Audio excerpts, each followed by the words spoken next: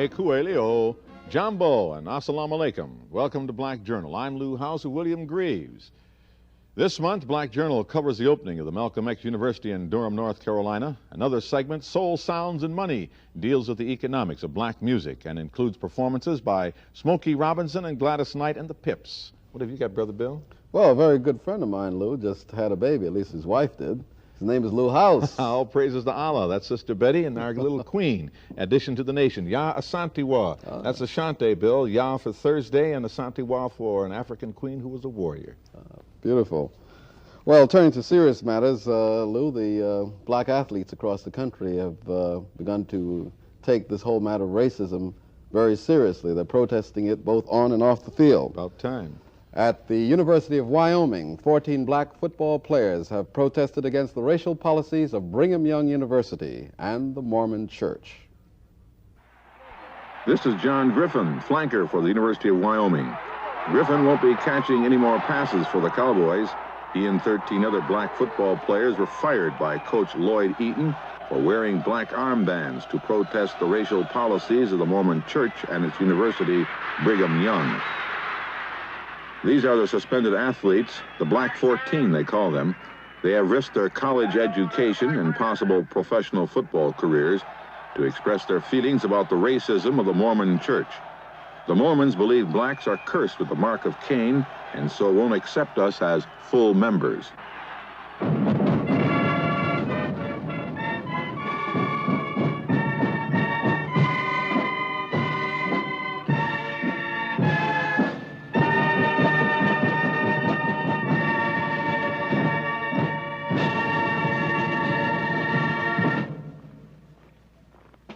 With the coming of fall, football and its pageantry captures the attention of most Americans. But there's an irony in this homecoming celebration which precedes the game against San Jose State. Now the music will resound for a team on which no black athletes are permitted to play.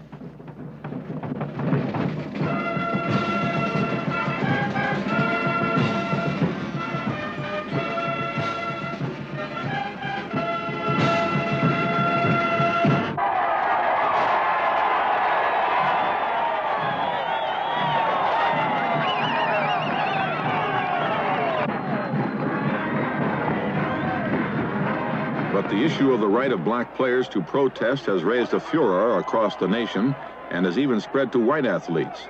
Today, every member of the visiting San Jose team wears an armband in support of the Black 14. Previously, undefeated Wyoming won this game against San Jose State. However, they went on to lose their next 4 games played without the services of the black athletes. The stand the Black 14 have taken demonstrates the role the black athlete is assuming. He has become an activist in the struggle for racial justice, no longer content to merely distinguish himself on the playing field. At the center of the controversy is football coach Lloyd Eaton. Lloyd Eaton bumper stickers, 3 for $1 for you guys. Come right in. You look like you could use one. Eaton, a strict disciplinarian, fired the players because they violated 2 of his coaching rules. One, forbidding football players from taking part in student demonstrations. The other, barring the formation of factions or groups within the team. The athletes' protest against racism has brought the full weight of the state down on their heads. The administration, most of the students, and citizens of Wyoming support the coach. But the athletes are not entirely alone. A small group of students and faculty regard the incident as a denial of civil rights. The contract, they were going to play BYU, and if they didn't like it, they didn't have to sign the contract. Right. Trying to demonstrate that we don't approve of the racist attitude of Coach Eaton, and the fact that the university has compromised with this racism on his part. What is more important? Human rights are winning football. This is supposed to be the equality state, not the football state. The reactions to the issues are emotional, and the controversy, which might have been solved by the school administration, is brought all the way to the state capitol. Governor Stanley Hathaway. The players are suspended for the balance of this football season. They're suspended on the basis that they refused to play in the last BYU game without wearing black armbands, And a number of them said they would not play football again with Lloyd Eaton as coach. So, in other words, the matter is closed as of for this football season? It's closed as of for this season, yes, sir. It's up to them. They have the time right now. Willie Black, an old friend, chancellor of the Black Student Alliance on campus and leader of the protest. I broke off in a negotiation. You dig? That's another trap. Broke off negotiation. We're not breaking off any negotiation, but we're not being negotiated with, so we're going on with our thing. The athletes described the incident leading to their suspension. Tri-captain Joe Williams. Well, we decided to wear the black armbands. It didn't necessarily have to be black armbands. It could have been black socks and anything, but we just decided the black armbands as a starting point, I would say. So we all decided to go over at 9:30 and tell Coach Eaton how we felt and listen to his reasons for why he didn't want us to wear the armbands, and we felt like that they were strong enough, that they were, well, we just went over to talk, to try to find out something, to try to work out a compromise or work out something. Gentlemen, we'll just save a lot of time and a lot of breath because you are no longer on this football team. And those were the words that he stated before we could even open our mouths, that we are through, and that we were saving the taxpayers a lot of money because we were all off scholarship second semester. And he told us that, well, I guess now you fellas can go on Negro relief or colored relief. But he kept making derogatory statements like this. And then he pointed out individuals and saying, well, you know better than to test me, you know, like he's really God. The dismissal caused a great stir on campus. Meetings were held with the governor, the administration, the coach, a student faculty committee, and the Black 14. The school's position was reviewed. Then a press conference was called. Coach Eaton, President Carlson, and school officials were present. The black players were not invited. Coach Eaton was asked if, as a result of these deliberations, his rule against protest had been modified. Yes, sir, it has been reviewed by the coaching staff, and the rules as we have had for the coaching staff, as far as dissent of student on campus and so forth, now will pertain to the athlete only as his contest and his playing time is concerned. As far as the black athletes being reinstated... In view of this dramatic reversal, would the Black 14 now be reinstated and permitted to finish the season? We said at the completion of this football season, each one of the black athletes would have the opportunity to come in with the coaches, review their situation, and the possibility of continuing in the Wyoming football program. At the conclusion of the season? At the conclusion of the season, but yes, not before. Not before. If you say the rule is bad enough for you to relax it, in their words, if the rule is bad enough for you to relax it, then, and if this rule was the basis on which you dismissed them, well, it seems to me that it's concomitant with that relaxing, that these students, these football players be reinstated in their former positions. Do you regard that their underlying rights, their civil rights, in any way have been abrogated? The right to protest. I think that you need to look at the total matter. It isn't a matter of rights to protest, but also group action. If you have group action, as I understand, I think through all these hearings, I've almost found out how to become a good football coach, too. And I think certainly one of the things is very strong discipline as it relates to team participation. I think we see the results of this. And part of that is there are a number of rules, and one of the rules is group participation as well, or faction developing within a team. I don't think it matters where the faction is developed, it doesn't work with the team. So the team would come first, and then the civil rights would be second? No, sir. You're putting that word in your mouth. Well, that's what I'm trying to get your evaluation. Well, rather than get any debate, should we have questions directed, please?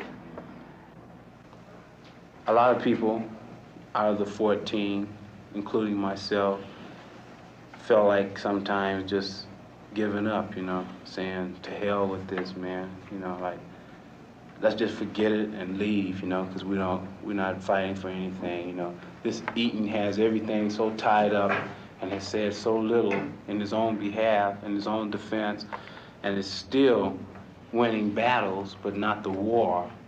But sometimes you being the opposition in this war feel like you're being defeated because you've lost a few battles, you know.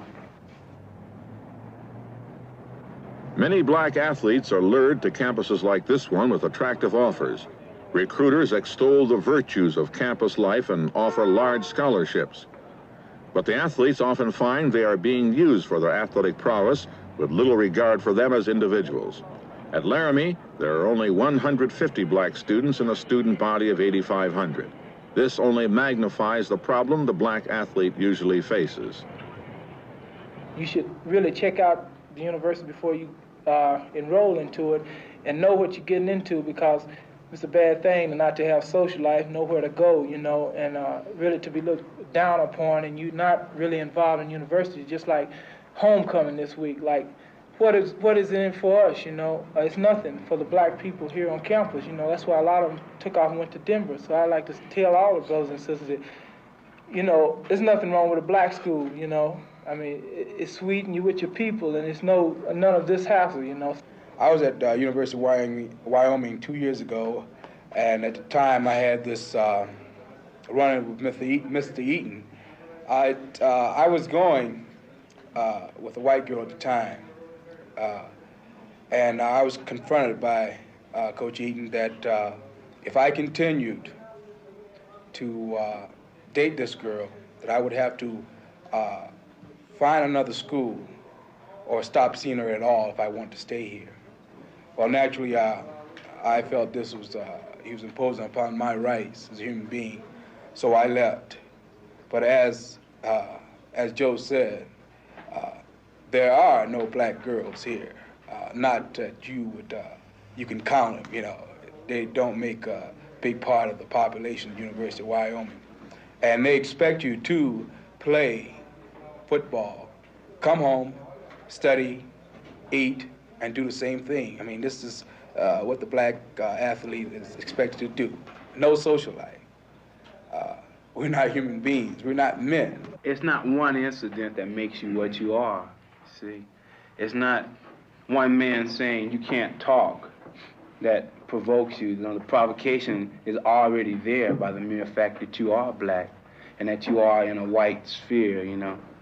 NAACP lawyer William Waterman will take the player's case to the federal court. Convinced beyond a shadow of a doubt that your constitutional rights have been violated. Aside from, you know, the constitutional guarantee of free speech and things of that nature, I think there are other circumstances that we're going to have to talk about regarding this case that's going to demand a great deal of commitment from all of us. We're going to have to be brought out that when you take a field, regardless of what endeavor it is, you're not just, at least for us, you're not just a man or an athlete, you're a black athlete, and as a result of that, you're an advocate. It looks to them, you know, like things are proceeding at such a slow pace. And I like the analogy of being in the eye of a hurricane. If you can get outside, you'll see a whole lot of things going on. They want to know in LA, they want to know in Dubuque, they want to know all over this country what's going to happen to those black athletes up there. And the amazing thing is, how in the heck did they get, how did they hang together so long? Because everyone knows what you're up against. So, we go. And the thing that amazes me is that in each instance, you check with one of the dudes. One time I'm talking to Joe Williams, and he says remarkable things about freedom that I didn't know was in him. Mm-hmm. I talked to Will Highsaw. I talked to Mel. And today, I'm talking to Chet, and he's coming through with some stuff I never heard before, you know. And it suggests something about freedom. You don't have to plan your words. That's right. The university posted an announcement canceling a planned open forum where the athlete's dismissal was to have been discussed. Now 2 members of the track team are anxious to quit. Their coach also takes a hard line on protest. They've come to see BSA leader Willie Black. And he called me that same night and told me if my constitutional rights and my civil rights were more important, that he think I should, go home. He suggested that I go home. If a white person feels he's having trouble, if he's in authority, he feels he's going to have trouble with some blacks, generally try to make it unpleasant for the blacks, and then the black generally leaves. And he is there to do the same thing, wreak the same injustice on another brother who comes unsuspecting to the same place, see? And that means evading and not fighting. See? You don't just sit idly by. You stick in there. You hang in there. I agree. I'll agree with an education is important, But when it clashes with me being a man, I mean, I'll let the education go. I'm going to be a man with or without education. The key that we've learned by this engagement of the 14 black athletes, this, what all the brothers all over the world are watching, is that the brothers are not hatting up, they're hanging in there. They're hanging in there, and you're going to have to do the same. Watch your signs. The wind will just blow them away. With the thumbtacks, they're not going to hold them too well when the end comes.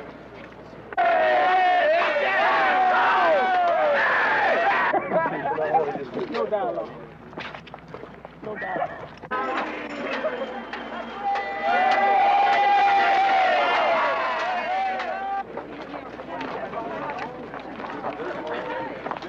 Willie Highsaw sums it up for the Black 14. I'm going to meet Coach Eaton again. You know, he might not be 52 years old, as this one is. He may not be a football coach, but I'm going to meet him again, you know. And from this experience, I'm going to be prepared for the next Coach Eaton. And I'm going to solve it firsthand, you know, because I made a mistake by sitting there and letting this man holler at me and my other black brothers. But I'd be damned if he walked in here now, you know. Because I'm more aware, not only of myself, but of my black brothers, see.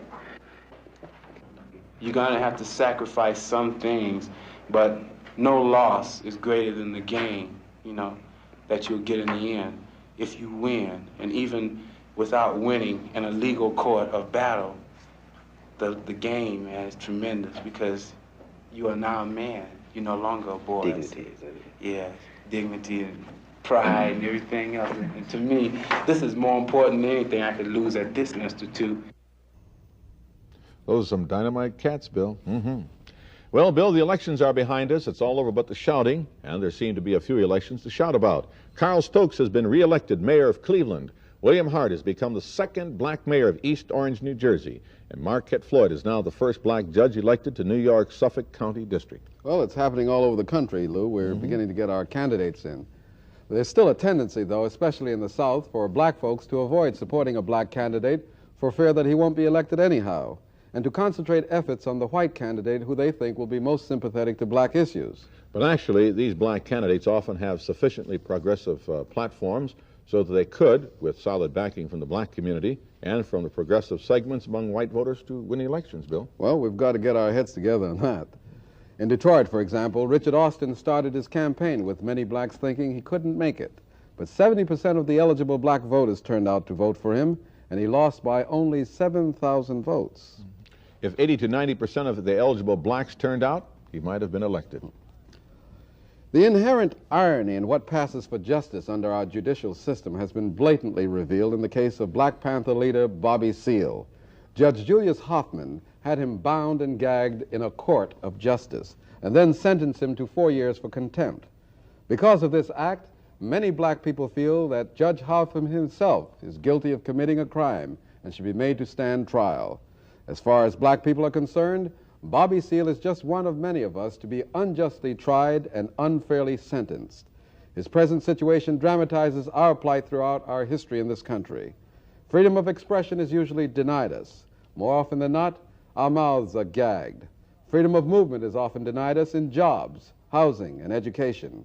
Our arms and feet may as well be bound.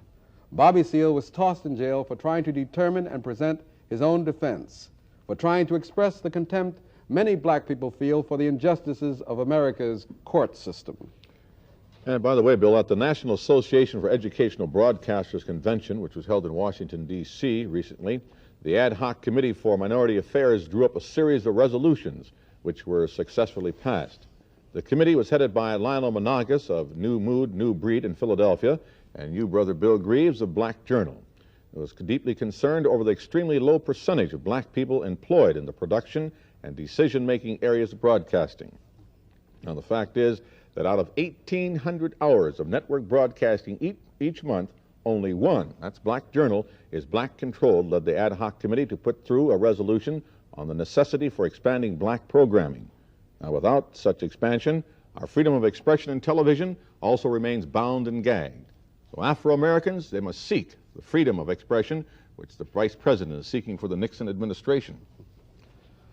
7 months ago, Black Journal reported a situation at Duke University in which Afro-American students attempted to introduce a Black Studies program. Their demands were denied by the Duke administration. At Duke, the Black student group then announced their intentions at a rally in the Black community of Durham, North Carolina.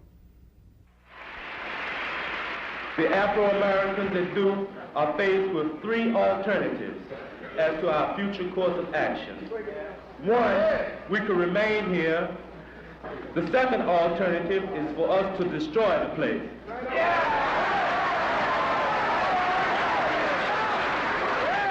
The third alternative is for us to withdraw from Duke and refuse to legitimatize an illegitimate system. We have chosen the latter alternative, and we will continue our education by establishing an institution which will speak to the needs of students, and especially Black students. In this way, we will put an end to the constant destruction of our humanity.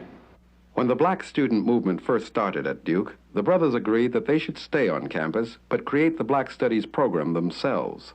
After the university's refusal, however, the movement took a different turn.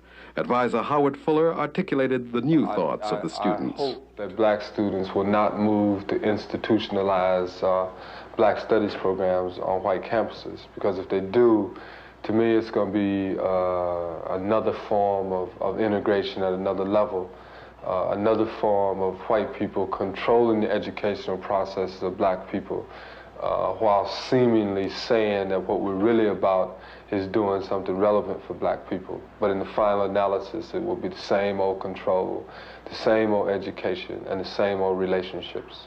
The Black students that are withdrawing are also going to go to school. Malcolm X Liberation University is going to open next Monday. Going to open next Monday. And it's going to be a university that's going to speak to the needs of Black people.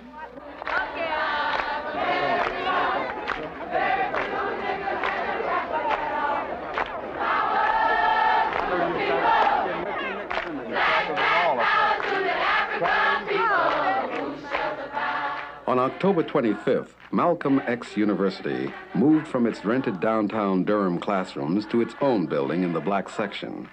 Brothers and sisters celebrated all day long.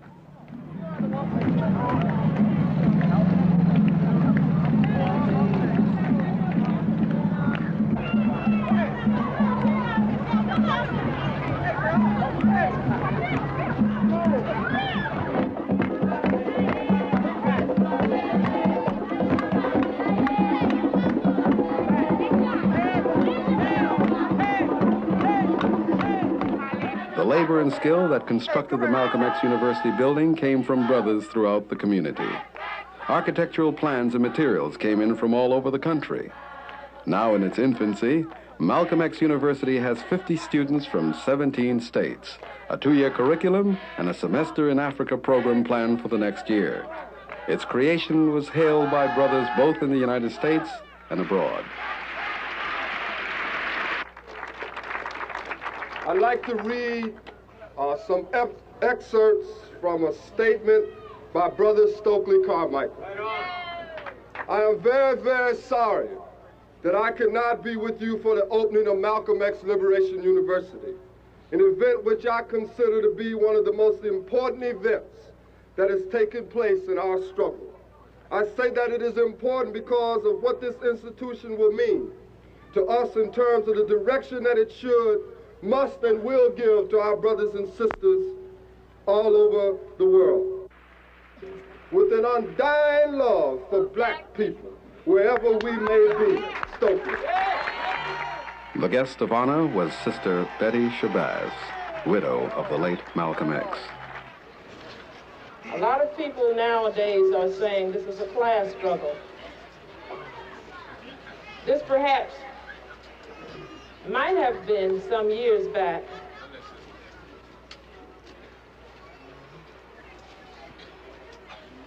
But because of the treatment of Blacks, we can say, and it is not an undocumented legend, this is a fact, that we are treated the way we're treated because of the color of our skin.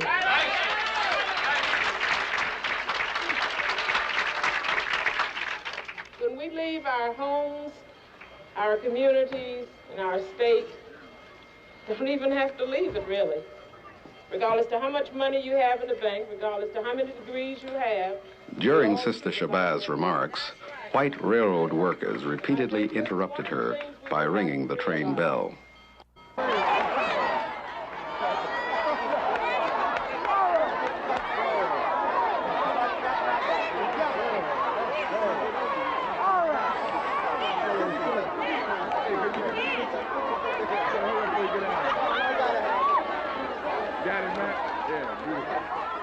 Finally, a visiting professor from a northern university climbed on top of the engine and made sure that there would be no more interruptions from that train.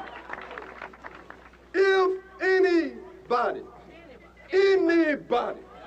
feels that he is going to cut short our effort by either vamping down on us or this building, we are going to do whatever is necessary to do to put it back into you.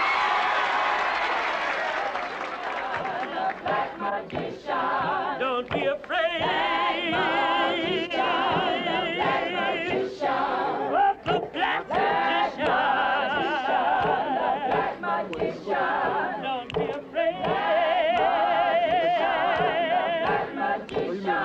The black magician. Just let him work some.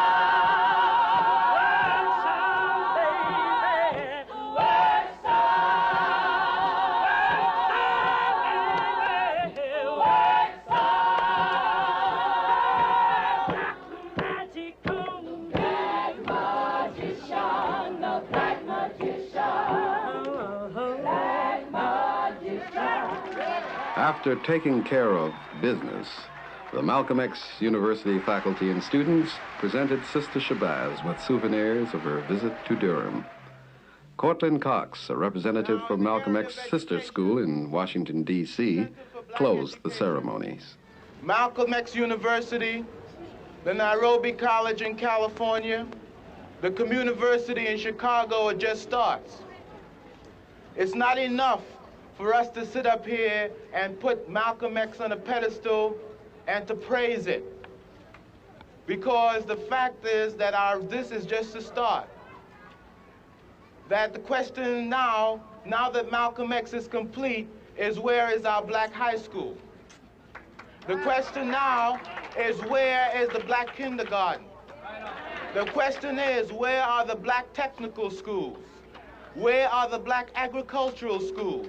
Where is every aspect that governs our mind from the cradle to grave? Where are they and how do we begin to build them? That is the fundamental issue for us today as a people. At the end of the long day, Brother Fuller spoke of MXU's future role in the black liberation struggle. Well, I think this. I think that one thing that black people have to do is that we have to begin to view our institutions and our ideas. We have to begin to view them as temporary at best. That is to say that the nature of our movement dictates some flexibility. And although we have a 2-year plan, if it were to happen that we found out that we really weren't relevant to the needs of black people, then I think we should go out of existence. I don't think we should get hung up on ego trips and get caught into this is our thing and it's got to remain.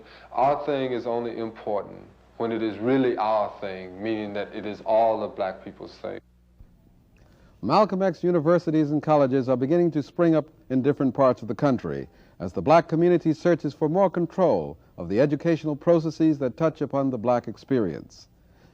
We're also looking for more control of the economic processes which are used by others to exploit our creativity. In the field of music particularly, where we've had our greatest expression, financially the black community has very little to show for its labors.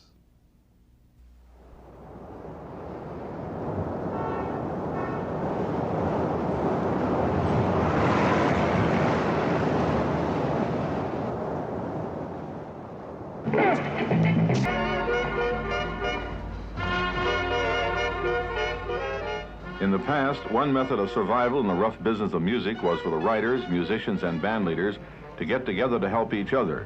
Writer-arranger Fred Norman and songwriter Walter Bishop describe how one of those groups operated in the 30s and the 40s. Oh, the Crescendo Club was formed by J.C. Johnson to get all the songwriters, publishers, and musicians together in one body.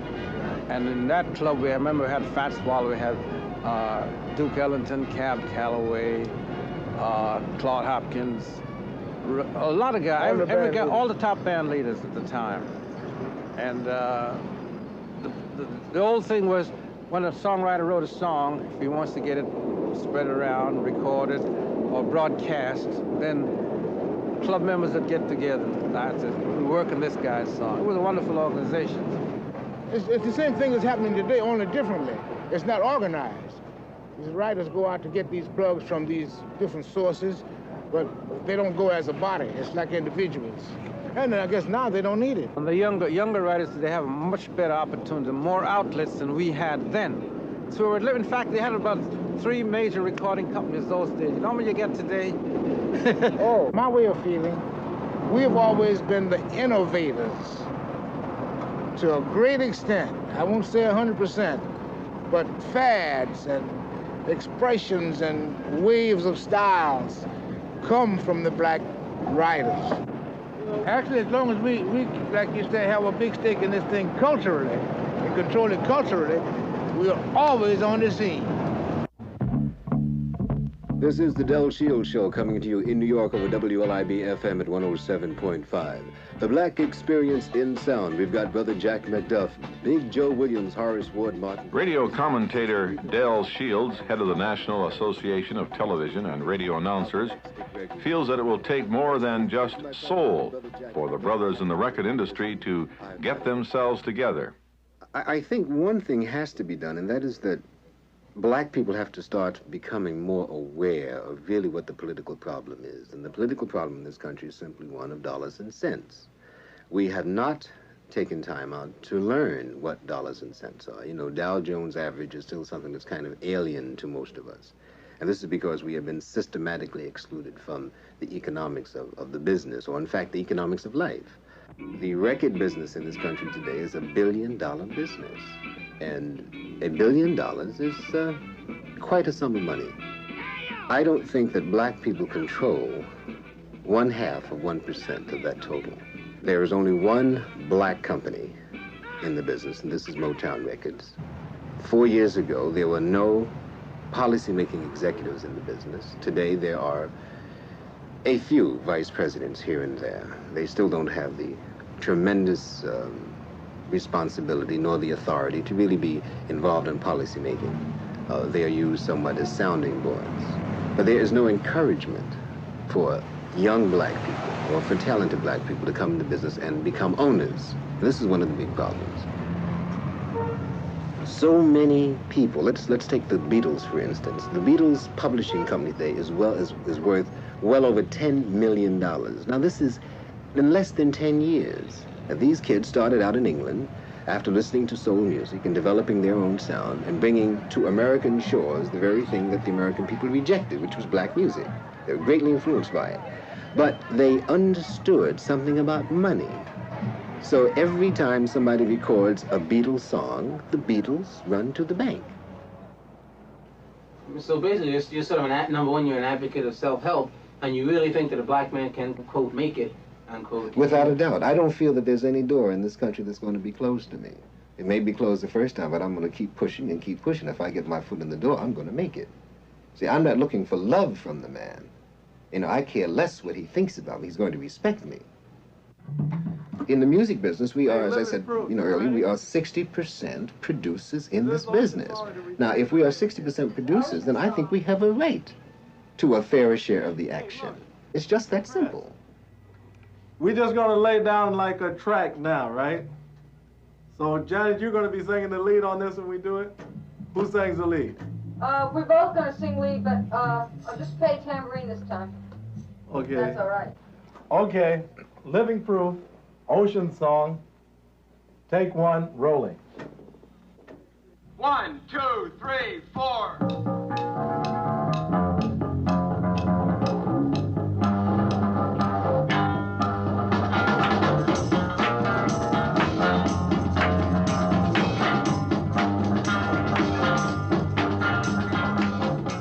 originally I was concerned when I first came into the industry with jazz.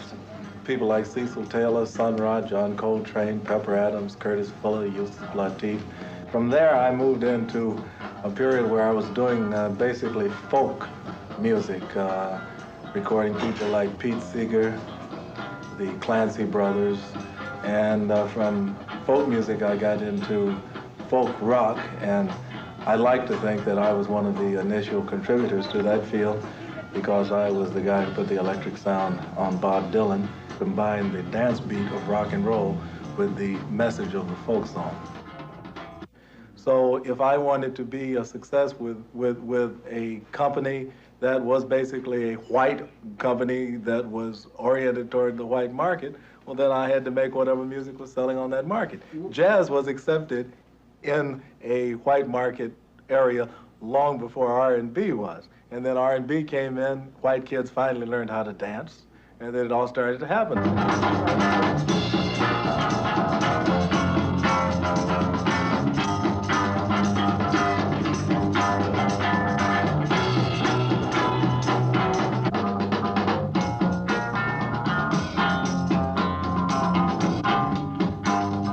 Most of the young rock groups are filled with teenage boys who have become sex symbols, and most of the people who run record companies are 40, 50, 60 years old. I don't think most of them want to create a new black sex symbols. I do not classify myself as a militant. I classify myself as a person who for a long time has put out a lot of love and a lot of patriotism toward America. I have tried to arm myself with the best education that I could get. I've tried to, every time I was hired by any company, to perform my job honorably. I am giving America its last chance. Now, if America doesn't reward the people who have been willing to do that, who've been willing to prepare themselves, who've been willing to make whatever sacrifices are necessary to get a chance to get their product or their personalities exposed to the country, if they won't give us a vote of confidence on that type of feeling, on that type of initiative, then one of these days the people like myself, we're going to come out of our shell, and then I think America will find out what black militancy is really like.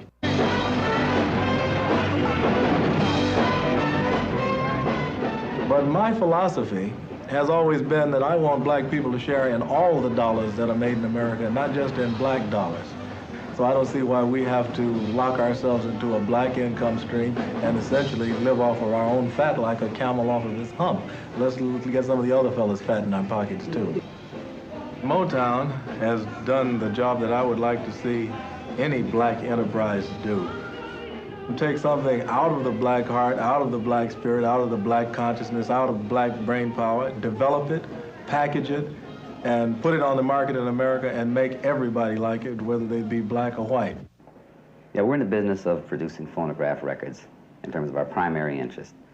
Of course, we have to have singers, we have to have songwriters, we have to have musicians, you have to have technicians, clerical help.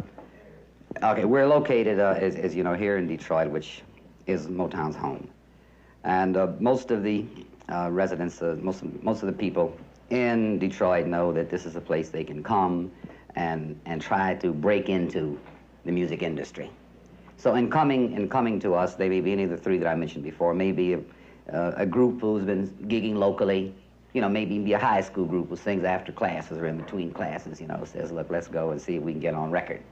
And so they'll come to Motown and request an audition, which of course we run regular auditions to listen to the prospective talent. And if they sound like they're together, you know, sound together, then we sit down and talk to them, explain to them what is involved in becoming an artist, you know, and we'd like to sign a contract with them and discuss it with their parents or with their attorneys, whoever they want to. And hopefully there's a meeting of the minds and we have a recording artist. Now we have an artist who knows, who we feel has some potential as a recording group. Now we have to put the elements together. Now we have to put a song with the artist.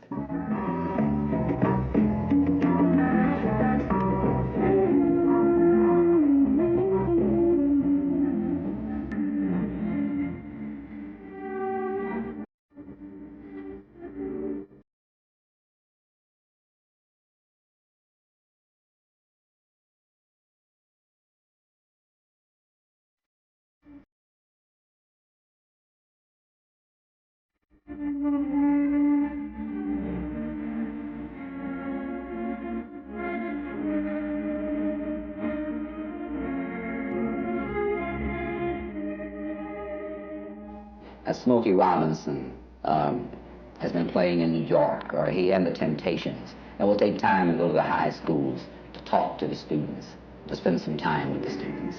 And these are the artists who really deal and touch the people. You know, and that's what we're keenly interested in having them do, and we support them in their endeavors in this connection all the time. In the very technical areas of Motown's production of phonograph records, our engineers, our disc lathe operators, our mastering engineers, our evaluators, these are black people. What's more important, to look at what they're doing here in the company, I think says a great deal. This is our mastering room, where the tapes are sent after a session is cut. The session tape itself is divided into 8 electrical parts. Each part corresponds to one of the buttons that we have here on the control board. And with these buttons, I can control the volume or loudness of each instrument or group of instruments. Now, with all of the buttons up and the sound coming through the speaker, we can control basically the bass, the rhythm section of it, and create a final product.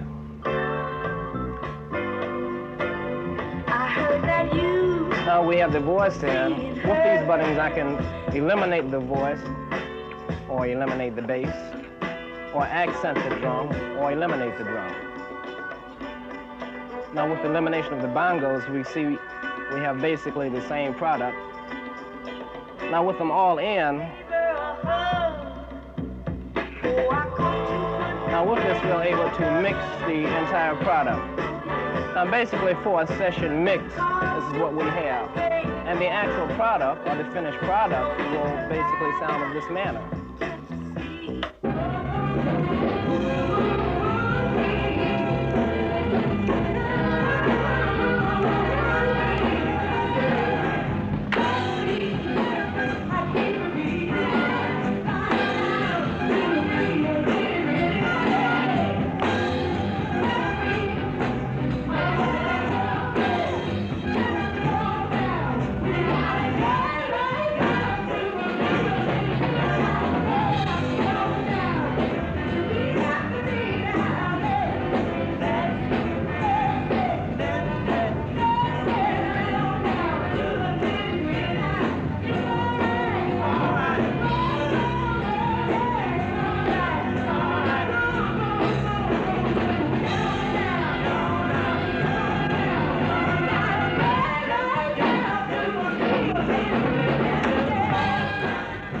And very recently, when Gladys Knight and the Pips were appearing at the Copa at their engagement, they were delighted at the opportunity of appearing for the NAACP's fundraising dinner. The show was terrific. Since there's a great deal of diversity of opinion among our leaders, from the most militant to the most conservative, we do not feel that we are capable to say this is the role to play. Black Forum is designed for that purpose, to put on wax so we can widen the distribution of the black ideas which are fomenting, which are necessary for us to address ourselves to in order to understand what this black struggle is about and what it may do for us.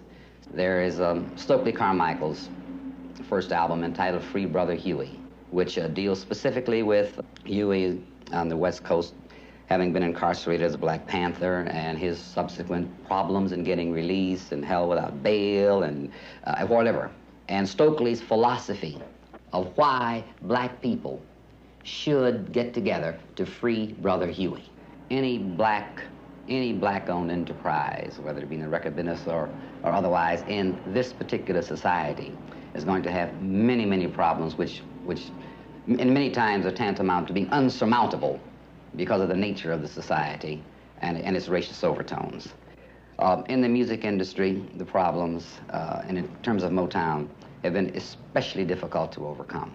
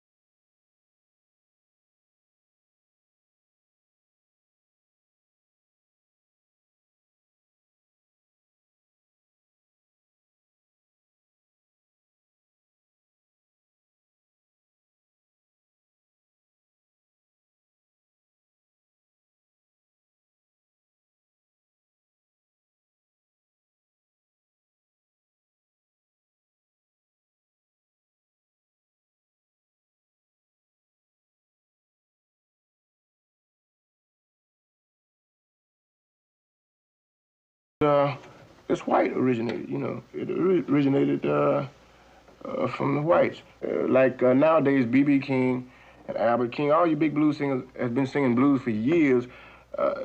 It's just now being recognized by your pop record buyers when they've been here all the time. Well, I would say that we are probably one of the few completely black-oriented companies in America today, to the extent that 85 to 90% of our artists are black. Our personnel the same way. In terms of advertising, promotion, marketing, and research, we're researching black because that's where our product is directed. And we're supported black because we record product for the black market. Now, this is not to say that that product does not feed over into the white market, but it is directed and geared toward blacks, and we're black-oriented. What I feel is wrong with most major companies and why they are unable to really become factors in the R&B end of the business or really get to the black market is because they don't know the market and they don't know how to produce the product of the blacks. Now, until they have learned that, I don't think they ever will be completely and totally successful. So this leaves room for us to really get our feet in there and our teeth into the black market and possibly, as you say, control it. We can control the big end of the bucks that are coming out of that black market because the white majors don't know how to produce that product.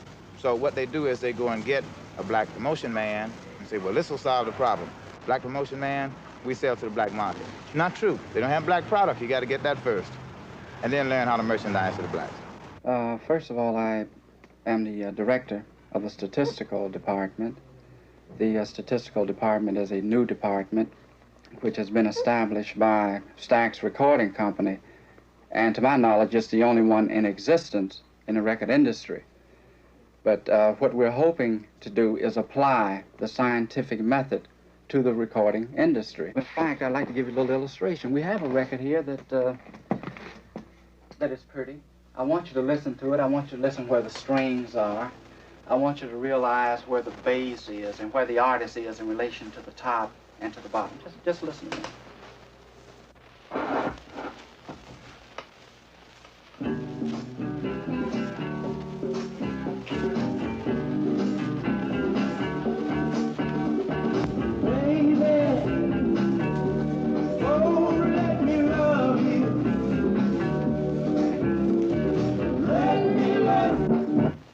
Okay, now it's a very pretty record.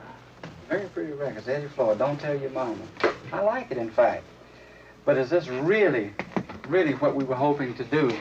Is this really where Eddie Floyd actually is? Is this his groove? Is this his bag? I felt that we had taken him out of his bag for just a moment.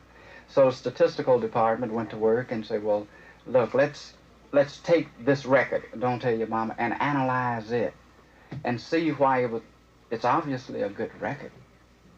But we didn't realize the sales potential out of the record, as we have many of his previous records.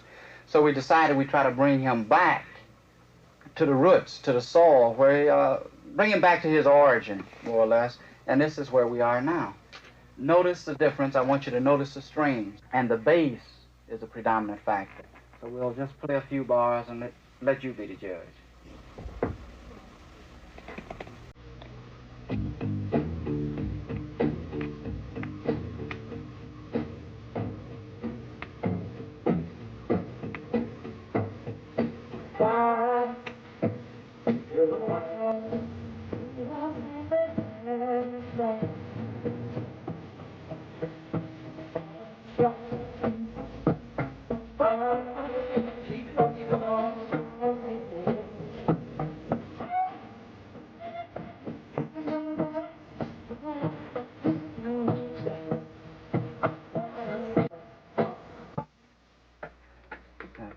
That's getting back to the soul.